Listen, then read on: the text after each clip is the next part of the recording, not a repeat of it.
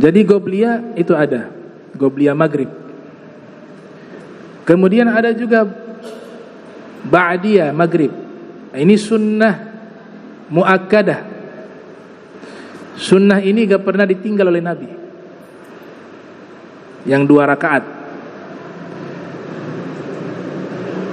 Wah, hadis ini diriwayatkan oleh Imam Tirmizi di dalam sunannya, yang lahir tahun 209, wafat 279 Hijriah. Juga diriwayatkan oleh Ibnu Majah dalam sunan, yang lahir 209, wafat 273 Hijriah.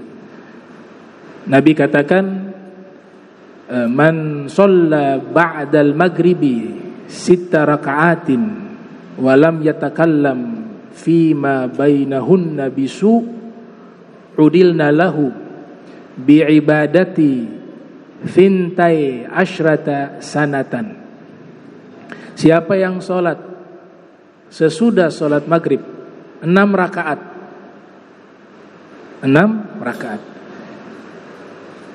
dan dia tidak berbicara dengan pembicaraan yang tidak baik di waktu tersebut, maka dihitung baginya pahala sama seperti ibadah selama 12 tahun. Memang yang muakkadah bukan yang 6 rakaat. Yang muakkadah yang ba'diyah. Ini nama solatnya namanya Sholatul Awwabin.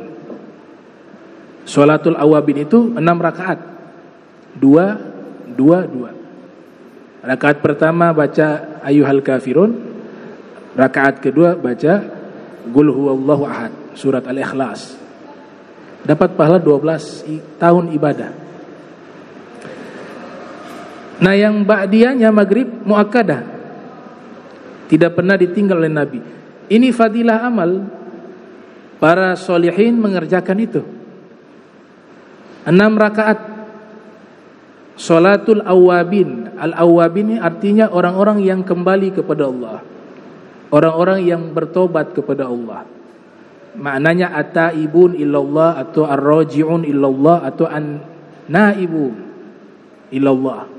An-naibun illallah. Kalau tidak salah disebutkan juga di dalam surat Al-Isra ayat 25. Fa innahu kana lil awwabin ghafura. Sesungguhnya dia Allah kepada orang-orang awwabin. Nama solatnya menggunakan lafaz itu, Sholatul Al-Awwabin.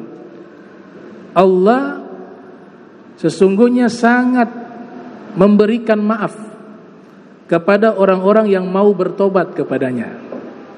Jadi arti Al-Awwabin, orang-orang yang bertobat. Kenapa solat ini dinamakan solat orang-orang yang bertobat, orang-orang yang kembali kepada Allah?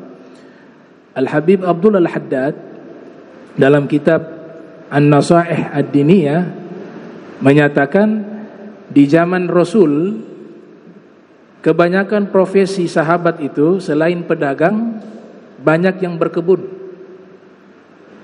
Nah, sehingga mereka itu berkebun, menguras tenaga mereka, ya, sampai tiba waktu maghrib, ya, waktu sholat datang ke masjid, habis sholat asar lanjut lagi ke kebun. Itu ada yang mulai dari pagi, ada yang mulai dari siang, menguras tenaga.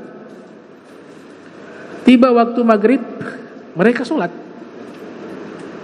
mandi, kemudian datang ke masjid sholat. Nah, biasanya habis sholat maghrib banyak yang pulang istirahat. Mereka tidak tidur tapi istirahat, karena waktu isya di awal-awal masa Islam atau di zaman Nabi itu isyanya agak malam, sehingga banyak yang luput dari sholat tersebut. Sholat 6 rakaat itu banyak yang mereka luput. Mereka berpikir nanti isya saja sekaligus istirahat, karena memang wajar mereka kecapean. Karena pada waktu itu banyak yang istirahat, sedikit saja yang sholat 6 rakaat, maka dinamakan mereka orang-orang yang mengingat Allah dan kembali kepada Allah.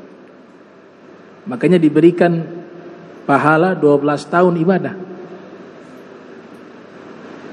Sebenarnya kita beda. Di zaman kita gak selelah mereka. Apa susahnya 2 rakaat, 2 rakaat, 2 rakaat baca Al-Kafirun, Al-Ikhlas, dapat pahala 12 tahun ibadah. Kalau dikasih uang mau yang banyak, gak ada yang mau sedikit. Dikasih 1 juta sama 50.000, semua pilih yang 1 juta. Timbang ibadah pahala, yang dikasih 12 tahun dia gak ambil. Dia ambil yang di bawah itu 2 rakaat. Bahkan tidak sholat ba'diyah lagi. Nah ini aneh. Kalau yang dunia dia mau yang banyak, kalau yang akhirat dia pilih yang paling sedikit. Nah ini sholat disebut salatu al-awwabin, sholat orang-orang yang kembali kepada Allah. Yang menarik ya, Hujjatul Islam Abu Hamid Al-Ghazali yang lahir 450 Hijriah, wafat 505 Hijriah. Beliau ketika menafsirkan firman Allah Ta'ala, tatajafa junubuhum 'anil madaji' yad'una rabbahum khaufan wa tama'a wa mimma razaqnahum yunfiqun. Lambung-lambung mereka jauh dari tempat tidur, karena mereka yad'una rabbahum, sedang berdoa kepada pencipta mereka. Imam Ghazali menafsirkan di kitab Bidayatul Hidayah, ayat ini ditafsirkan sebagai apa? Pelaksanaan solat al-awwabin. Jadi kalau kita masuk ke dalam firman Allah, maknanya di sini dapat fadilah dari amal tersebut, termasuk orang yang lambungnya jauh dari tempat tidur, itu orang yang mampu melakukan solat awwabin ba'dal maghrib qabla isya. Ini korelasi dengan sejarah tadi. Kenapa di situ dipakai firman tempat tidur? Ya karena di zaman itu mereka waktu itu berguling, istirahat. Makanya Allah katakan tatajafa junubuhum anil madaji', orang yang lambung mereka jauh dari tempat tidur. Mereka sholat di situ, mereka ibadah di situ. Maka mereka adalah orang-orang yang diberikan pahala ibadah selama 12 tahun. Itu tafsiran Al-Imam Al-Ghazali.